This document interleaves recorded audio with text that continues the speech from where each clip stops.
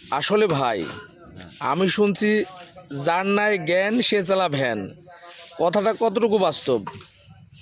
বাস্তব ধরেন, জ্ঞান না থাকলে তো আর মানুষ চলবে না।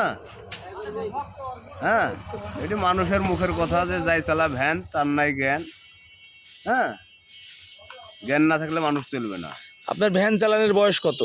আমার ভ্যান চালানোর বয়স মোটামুটি ধরেন এই 2 বছর খানিক হয়েছে। আগে কি করতেন?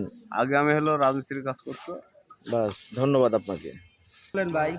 যার নাই জ্ঞান সে চালা ভ্যান, এটা কতটুকু বাস্তব? এটি সত্যি বাস্তব। আপনি সত্যি বলছেন? হ্যাঁ, যার নাই জ্ঞান সে তাই চালা চালা ভ্যান। ভ্যান।